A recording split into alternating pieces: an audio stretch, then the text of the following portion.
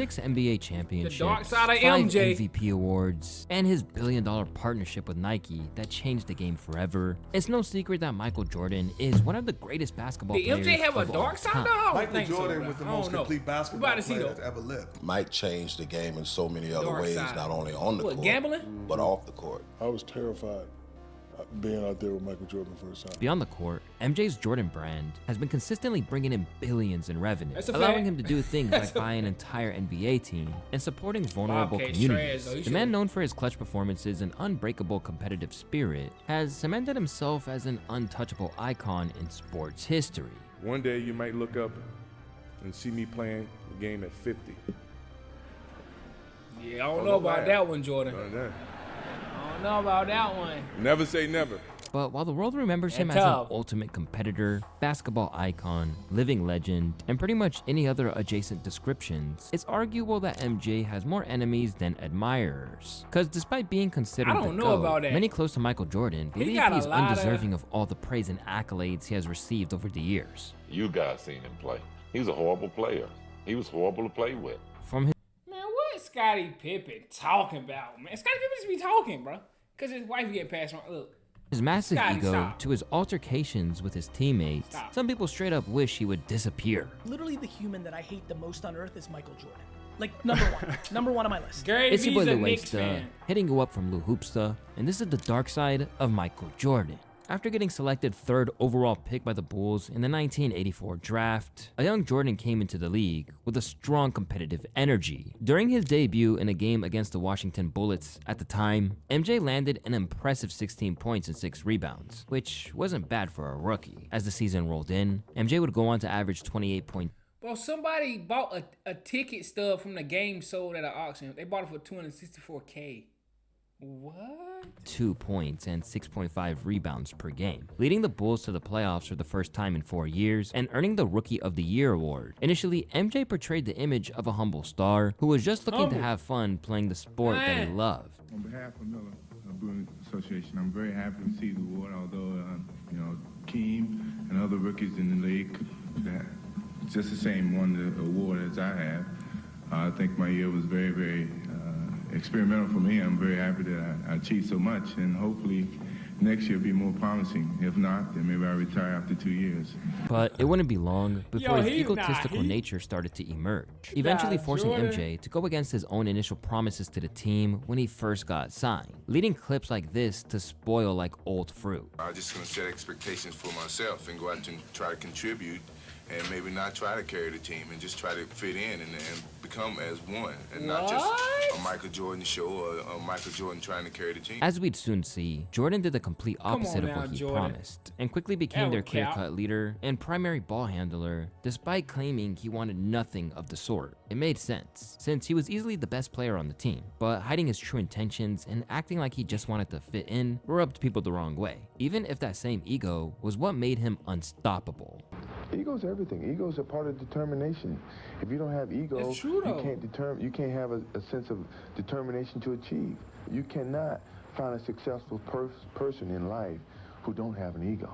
And in a short while, That's a Michael fact. He basically took telling over the the truth, entire though. Chicago Bulls, and in some sense, the NBA at large, leaving skeptics in complete confusion. He said a lot of things he wouldn't do, but did. On many occasions, MJ would completely ignore his teammates on the court just to secure points for himself. And sometimes, it was because he didn't think his teammates had the skills it took to play at his level. Bro, Kobe said the same thing. Bro, they don't get up when I get up. They don't train how I train. Why would I pass him around? It would even get to the point of closing his eyes to make a shot, just to show how much better he was. Nah, this is oral. Nah, this is crazy. And when opposing teams would taunt him, they'd learn why you don't poke his Nah, ego. Can you Jordan. believe Michael Jordan, the guy everyone's talking about, who's supposed to be able to walk on water? You're out here killing him, Reg. This is in the first half. It's like, you should be talking to him. It's like, you're right, Michael. Who do you think you are? The great Michael Jordan? That's right. There's a new kid on town, right? Kind of looks at me and starts shaking his head. So at half, I have 10, and he has 4 points, right? I'm doing all this talking. He's like, okay. Into the game in the second half, he ended up with 44. and I ended up with 12. Now, it's hard to ignore the fact that his egotistical nature was a huge part of what made him such a ruthless competitor. And honestly, that's exactly what the Bulls needed. Back then, the Bulls had never won an NBA championship. So if Jordan's attitude was going to deliver that title, they're willing to take the bet. Besides, MJ had already assured the team and fans he wouldn't let his ego get out of control. How big is your ego?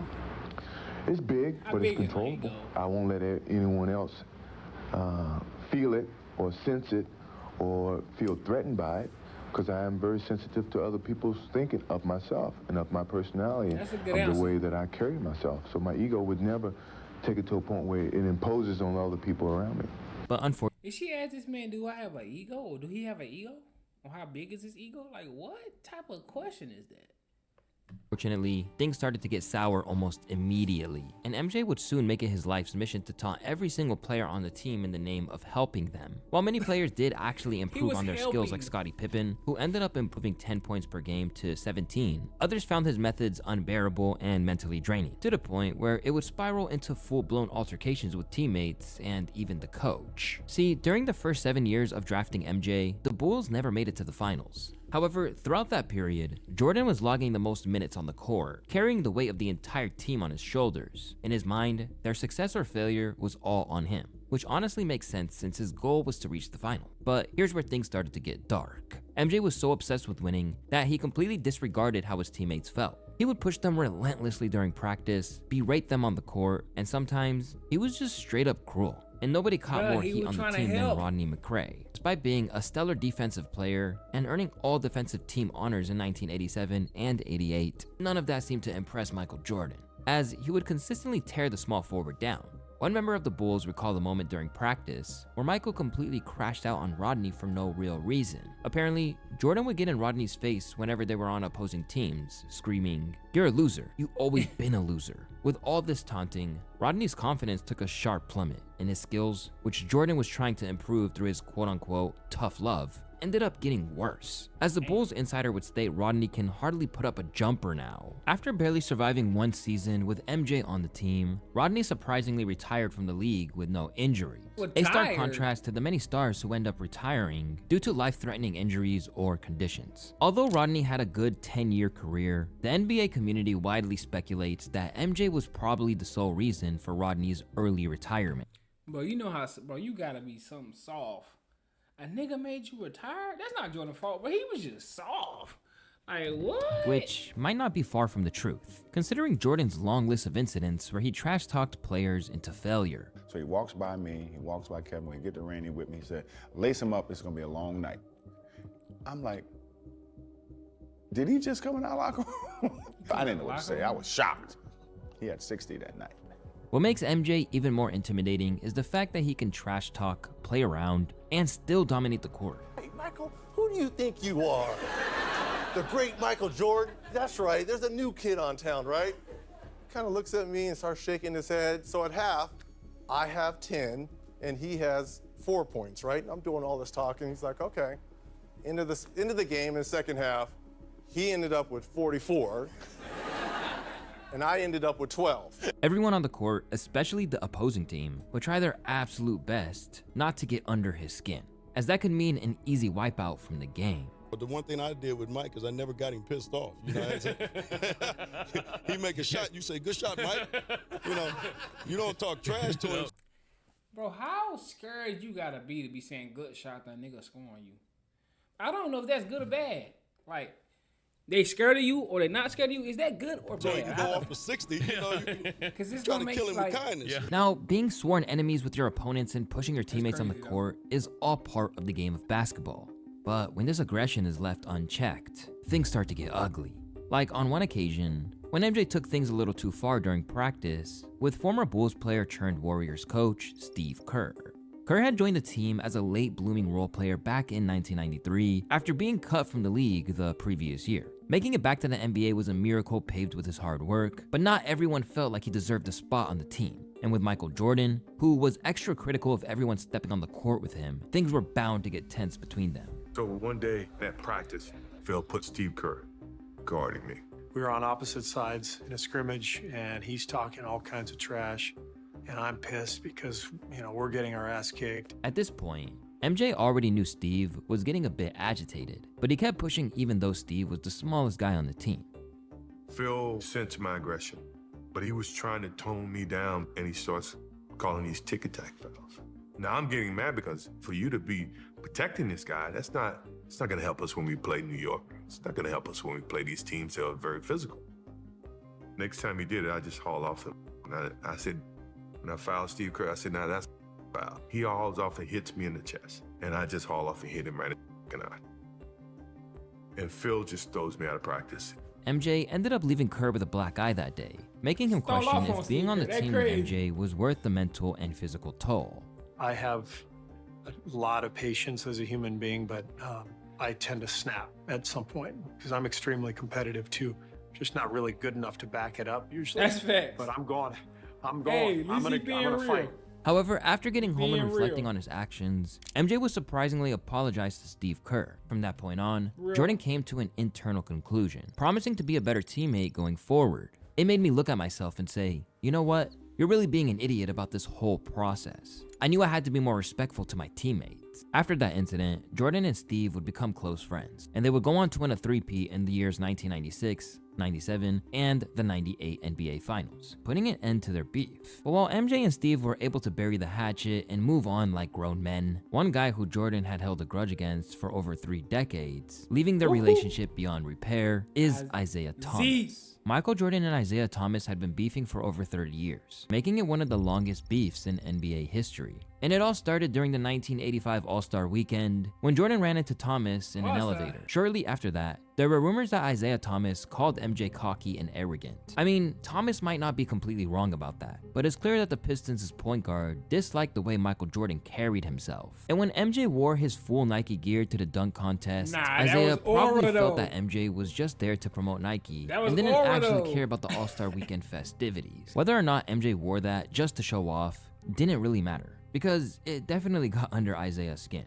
In the All-Star game that following day, Isiah would have it out for MJ, setting him on a freeze-out. Basically, the plan was to shut down the cocky rookie and send Air Jordan crashing to the ground. This meant Isiah refused to pass the ball to the young MJ, leaving him with just 9 shot attempts in 22 minutes of play. Just 2 days after the All-Star game fiasco, Michael and Isiah met again in a regular season matchup between the Pistons and the Chicago Bulls. Michael saw this as the perfect opportunity to get his revenge on Thomas, and he delivered, landing an astonishing career high of 49 points. Behind the foul line, short with a jumper, rebound, Jordan came right to him.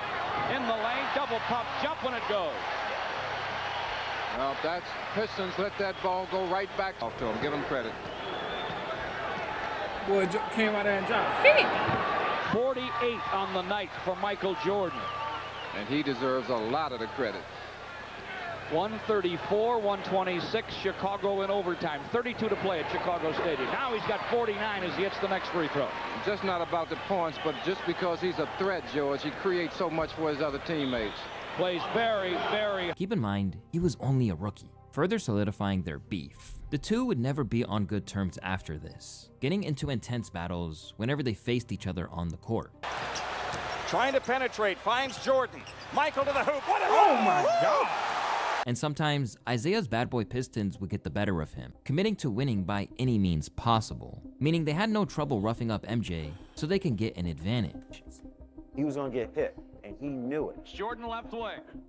Jordan to the foul line, room in the lane. Isiah grabs him and fouls him. In fact, look at Dennis Rodman. Hold on, you see Dennis Rodman in that play? Watch Dennis Rodman. Jordan to the foul line, room in the lane. Isiah grabs him and fouls him. In fact, it got to the point where it was reported that Jordan allegedly got into the habit of tattling on NBA teams, urging the commissioner at the time, David Stern, to change the rules of the NBA, which didn't sit right with Isiah Thomas once again. Chicago, I mean, the Bulls, Jordan, every time you hit him, he was crying. Oh, going to David Stern's office, going to the commissioner's office, having a meeting about getting hit, getting fouled. You got to change the rules. I'm like, wait a minute. Everybody get beat up, but wait a minute. Now we got to change the rules because he getting hit. When the two are ooh, so what that means? So that means all the things that y'all be saying in my comments on Instagram, y'all was saying like, bro, they was fouling hard in the 80s and 90s, bro. The NBA soft now. Jordan wasn't liking them fouls. Jordan said, No, the GOAT has arrived. Y'all have to stop that, which is understandable. You can't foul the GOAT. Far into retirement, things would only get more tense between them as Jordan would release the infamous documentary series The Last Dance, where he highlighted an event that happened in the 1991 Eastern Conference Final, where Isiah walked off without shaking hands after losing the game. And why he reacted the way he did. I still love you, Z. Lead the walk-off. There were several people in front of me. Did you walk along the bench and say, let's go? Did you put the notion in their minds? I don't know what happened, but I know I didn't lead the walk-off. According to Isiah, he didn't feel like he did anything wrong. After all, he wasn't the first person to pull that type of move after losing the game. After championship games, I don't remember teams going shaking hands. This is just me. Maybe I missed something somewhere. Now, am I a sore loser? Yes, I am a sore loser. For sure. And when Jordan was shown Isiah's explanation of the situation, he completely dunked on him. Whatever he says now, you know it wasn't his true actions then. You know, it's time enough to think about it. Or the reaction of the public that's kind of changed his perspective of it. Well, he said that earlier. You can show me anything you want. There's no way you can convince me he wasn't an asshole. At this point, it's pretty clear that Michael has no intentions of patching things up. Well, was they walking off? Was they shaking hands after championship games though back in the day? I gotta know though, because I don't know. If they was, now Isiah not wrong, but he's a sore loser though. I'm a sore loser too, but Isiah is a sore loser for sure. Isiah, on the other hand, proposed specific conditions under which he'd be willing to forgive Michael Jordan. Anywhere, anytime, publicly. Don't call me behind the scenes apologizing or asking your friends to apologize, right? You got on national television and you called me an asshole. And then you said you hate it. You said that on national television. Now, if you didn't mean it, get on national television and apologize for it. Now, if you meant it, let it ride as it is. Well, if you know Michael, you'd know he'd rather go for a swim than apologize to Isiah, which just goes to show how much he hates his enemies. However, no one expected that his greatest op wouldn't be an old rival, but someone he spent every day practicing with. You know, you've done more and more talking about Michael Jordan. Has he reached out to you at all? Have you talked to him? I'm not talking about Michael Jordan, nah. Michael Jordan and Scottie Pippen were considered the greatest duo in NBA history. That's not Their true, synergy though. on the court was phenomenal. Give me Shaq and Together, Kobe. they won 6 NBA championships and built a dynasty that Dennis dominated Rodman. the 90s. And despite MJ earning over 10 times Scottie's salary back in the day, it never caused an issue. 10 Even times? years after retirement, Scottie and MJ could constantly be found praising each other. I got so many people I can thank. In all the videos, you never just saw me. You saw Scottie Pippen. Every championship I won. Michael Jordan is the greatest player to ever put on shoes and play in our game. No doubt about it. But when their relationship fell apart, it came as a huge surprise to everyone. The reason for their fallout? That same documentary. We already know. In 2020, Jordan released the long-awaited The woman. Last Dance documentary. On the surface, it was a nostalgia-driven series about the final season of the 90s Bulls dynasty. To casual fans, the series was awesome and reminded everyone of everything we love about basketball. However, when Scottie saw the series, he was absolutely fuming.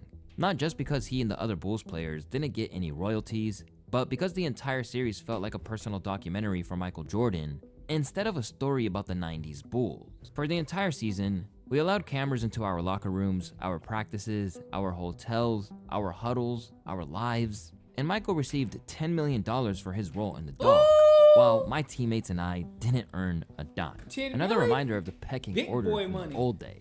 To Scottie, the series watered down everyone else's efforts and painted him and his teammates as loose cannons. I was upset with him. It was because of The Last Dance. They glorified Michael Jordan while not nearly giving enough praise to me and my proud teammates. Michael deserved a large portion of the blame. The producers had granted him editorial control of the final product. The doc couldn't even be released otherwise. He was the leading man and the director. On one occasion in the doc, MJ makes it seem like Scottie was being selfish for having his ankle surgery late, which put him out for 3 months. From MJ's perspective, Scottie was just mad he wasn't making as much money as him. He said that in he was the trying doc? to use the surgery as a way to renegotiate his contract. Okay, now Keep in mind, MJ was making $33 million. Okay, now MJ wildin'. MJ wildin' for that. Yeah, MJ wildin'. Nah, MJ wildin'.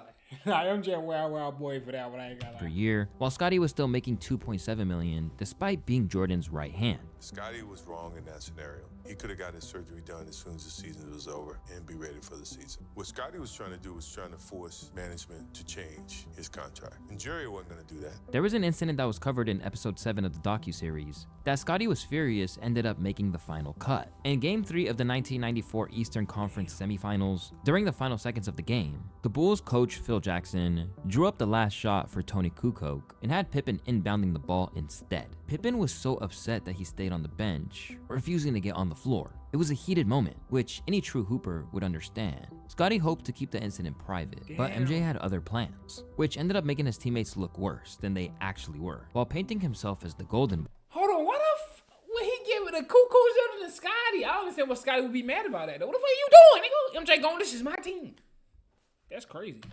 However, when Pippi pressed him about the film, MJ surprisingly apologized. I asked why he allowed the 1.8 seconds game to make the final cut. He didn't say much other than to apologize and acknowledge that if it were him, he too would be upset. I didn't press any further. I knew it would do no good. But the damage had already been done. And from that point on, Scottie made it his life's mission to let the world know just how terrible Michael actually was, often claiming that MJ wouldn't have been a great player without his team. I seen Michael Jordan play before I came to play with the Bulls. You guys seen him play. He's a horrible player. He was horrible to play with. He was all one-on-one. He's shooting bad shot, and all of a sudden, we become a team and we start winning. Everybody forgot who he was. Since then, he would go on to expose how he and MJ were never really friends, despite playing side by side and bagging 6 championships together. Great teammate. I ain't gonna lie, the fact that he put that though, the way he tried to portray Scottie Pippen, like, why would you even put that in a doc? Like, it's not even a Scottie Pippen documentary. Why would you put Scottie Pippen getting mad at Phil about Tony Kukoc taking the last shot when you wasn't even on the team then? Like, why would you even put that? That's kind of like he was trying to throw shade. I'm just saying, it's kind of like he was trying to throw shade a little bit.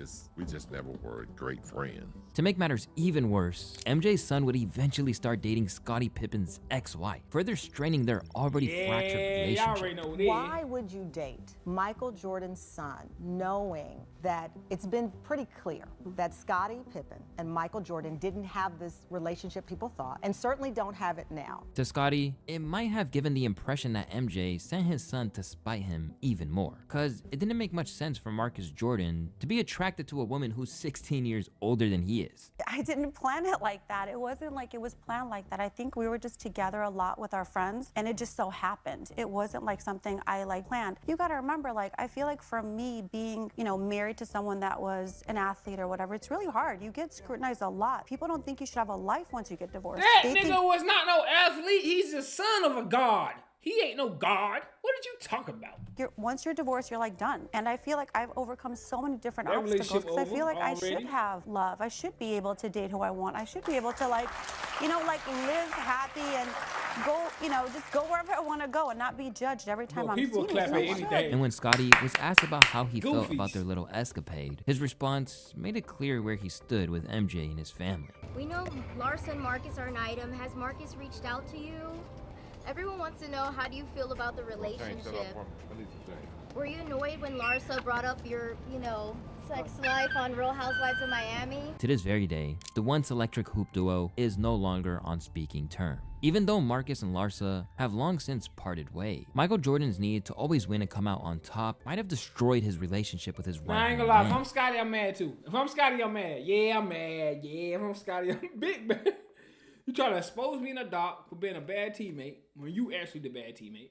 Then your son going, yeah, if I'm Scottie, I'm mad. It was this same behavior that led to the habit that nearly cost him everything. For Michael, growing up in North Carolina kept him away from certain frivolous activities since it was super remote. But with the fame and money he earned back in the 90s, MJ was a free man. He could finally explore his hobbies that were financially out of reach to him. And one of such hobbies was gambling. Now, gambling in itself wasn't what made MJ almost lose everything. It was the events surrounding it. After winning his first NBA championship in 1991, MJ went out to celebrate in his own way. Back then, after he won the NBA championship, he said he couldn't go to the White House because he had family obligations and everything else like that. Well, in fact, he went gambling with this group of guys that week. Unfortunately for MJ, he was in the betting game with the wrong guy, James James "Slim" Bowler. Bowler was a golf hustler back in the early 90s, and unknowingly to MJ, Slim had already made it into the Fed's radar for all the wrong reasons. Michael Jordan ended up losing a bunch of money that weekend to Slim, and he wrote him a $57,000 check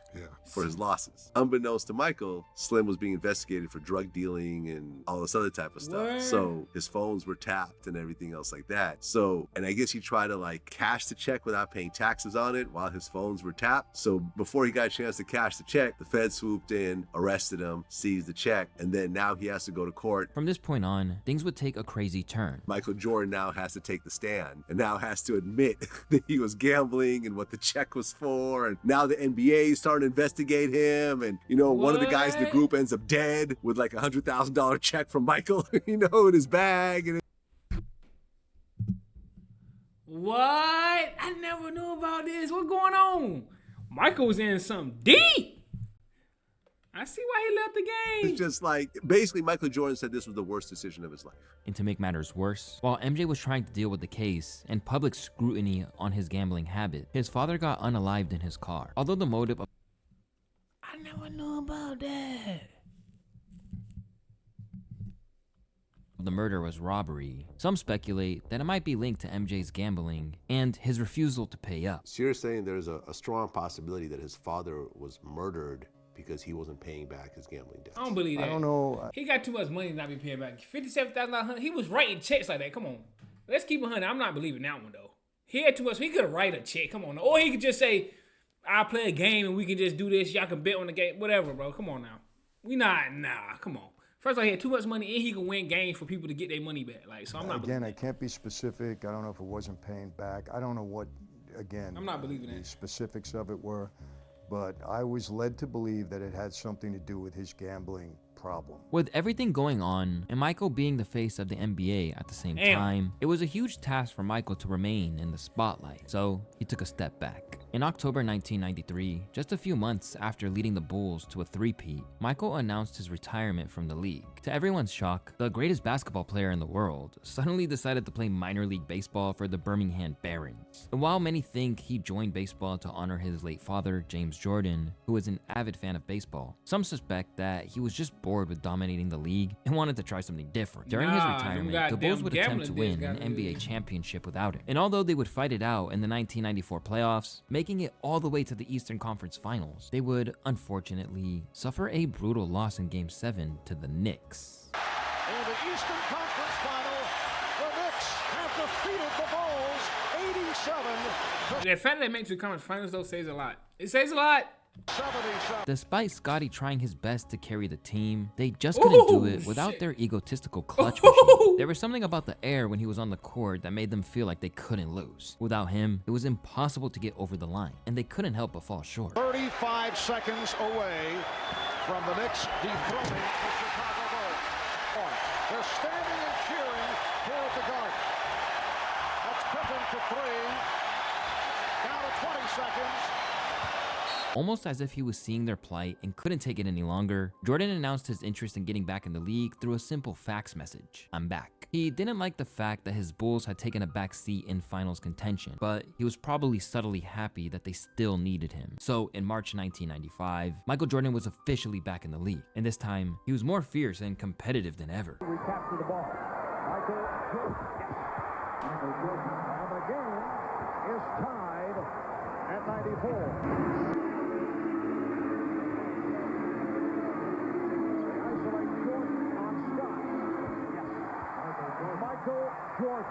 Despite coming back late into the season, with just a few games left until the playoffs, MJ would manage to average 27 points and guide the Bulls to the second round of the playoffs, even though their team was the weakest it had ever been at that point. This was because they lost a few key pieces in the trade window. By the time the next season came, Jordan was putting down crazy plays night after night. Dennis gives it to Mike.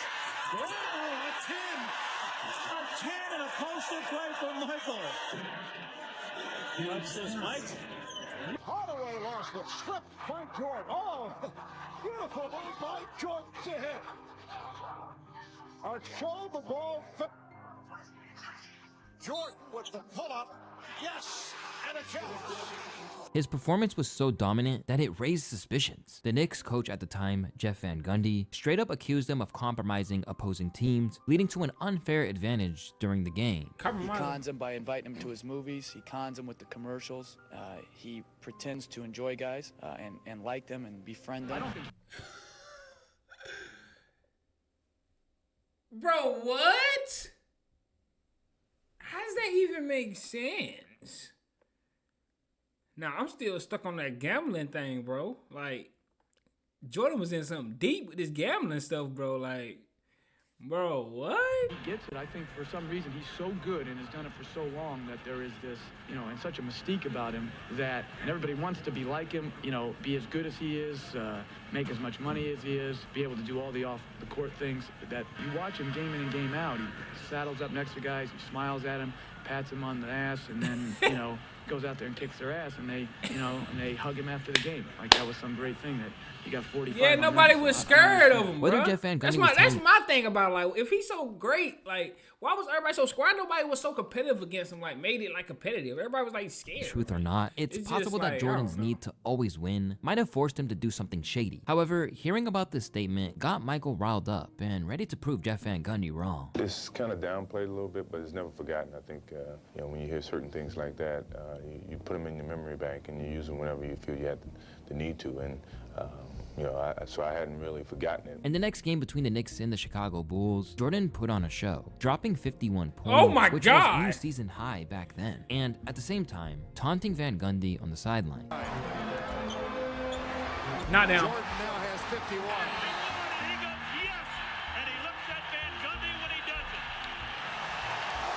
And he is screaming at Jeff Van Gundy. And he stole it. He was not going to pass that ball. He had every intention of shooting it. Guys on the Bulls are running around. My thing is, that don't change the fact that players were still caking up to you and loved you, bro. That don't change the fact that, you know what I'm saying, you was buddy-buddy. Pretty obvious that Michael Jordan would fight anyone who questioned his game. But when it came to taking a stand on what actually mattered, MJ went silent. During the 90s, Nike was accused of exploiting employees in their various factories around the world. They were accused of using children as young as 12, paying below minimum wage, and basically forcing them to work extra mandatory hours. To make matters worse, they were also exposed to toxic fumes, all of which violated both international and local labor laws. And as a partner and face of the brand, fans expected MJ to intervene for the poor workers with his influence, or at least show some support. Surprisingly, MJ couldn't care less, as he believed this wasn't his fight. I heard that Kathy Lee has kind of put me and other people in her fight or whatever, but I think that's Nike's decision to do what they can to make sure everything is correctly done. I don't know the complete situation. Why should I? I'm trying to do my job. Hopefully, Nike will do the right thing, whatever that might be. This situation made it crystal clear that Jordan only cares about his bag and winning. And the Dang, Jordan said, fuck no kids, man. I don't care nothing about them Pakistani kids. That crazy. Jordan.